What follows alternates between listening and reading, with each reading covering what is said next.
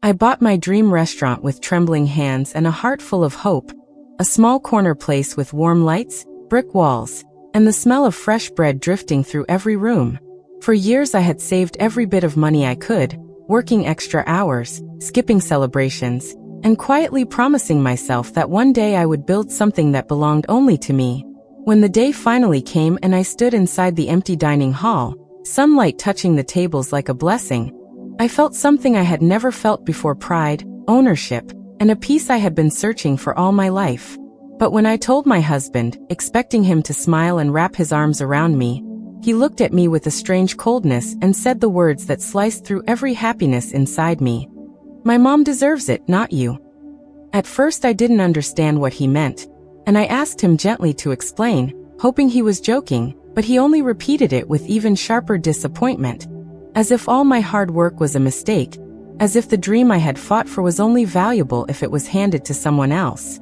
The days that followed were heavy, filled with silence on his side and quiet tears on mine. I tried to make him understand that I had built this place with my own struggle, that I had never taken anything from his family, that all I ever wanted was his support.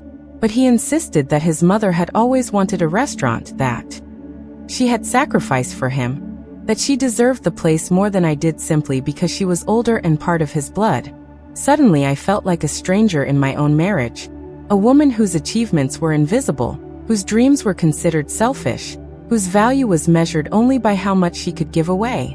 I continued working in the restaurant every day, fixing the kitchen, polishing the counters, teaching new staff, but every time I returned home the house felt colder, as if the distance between us was growing faster than I could keep up with.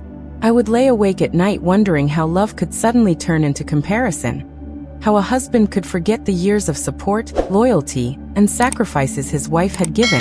One afternoon his mother came to the restaurant unannounced, and the moment she stepped inside she looked around as if she already owned the place.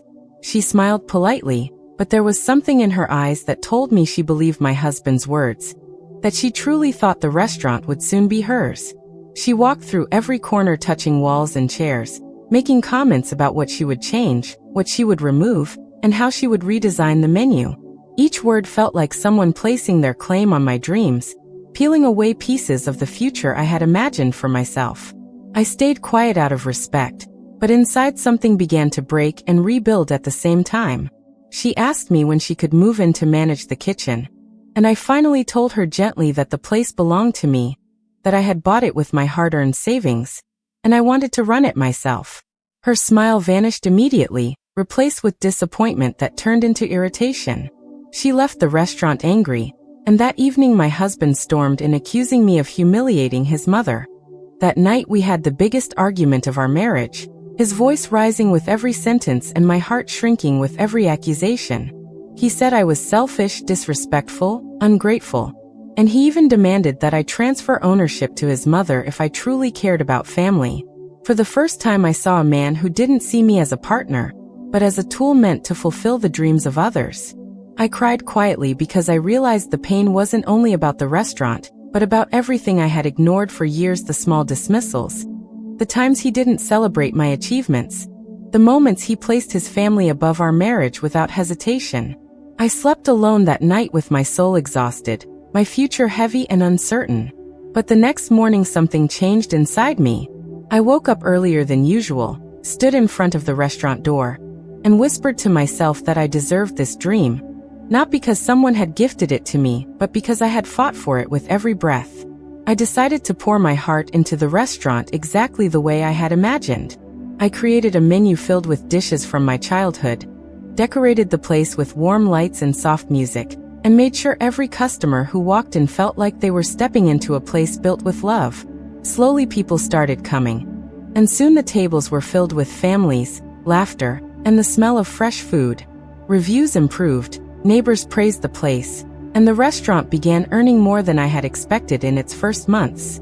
My husband noticed the success, but instead of being proud he grew more distant, returning home late, speaking less, and offering me nothing but cold glances.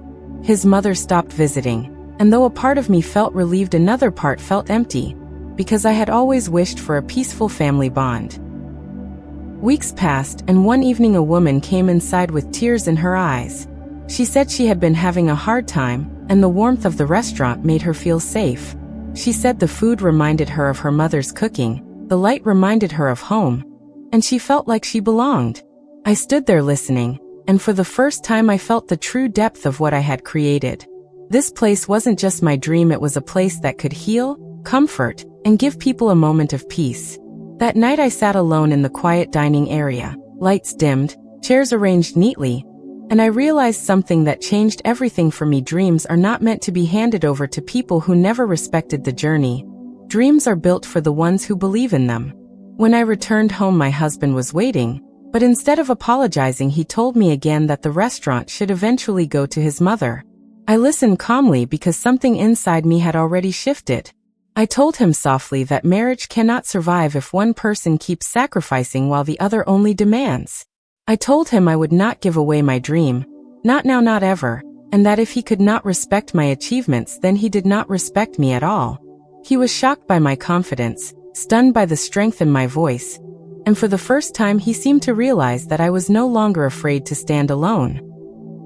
The days that followed were quiet, and eventually he moved out to stay with his mother, while I continued running my restaurant with even more passion than before.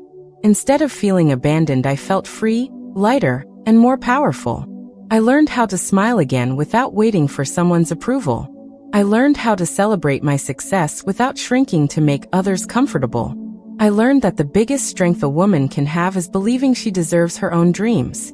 One evening as I closed the restaurant, I looked around at the soft lights, the clean tables, and the mural I had painted on the far wall. I felt a deep calm inside me. I realized that I hadn't just bought a restaurant. I had bought back my identity, my voice, my confidence. I had built a life that belonged to me, a life no one could take away. And in that quiet moment I whispered to myself the words that healed every wound: I am enough, I am worthy, and this dream was always mine.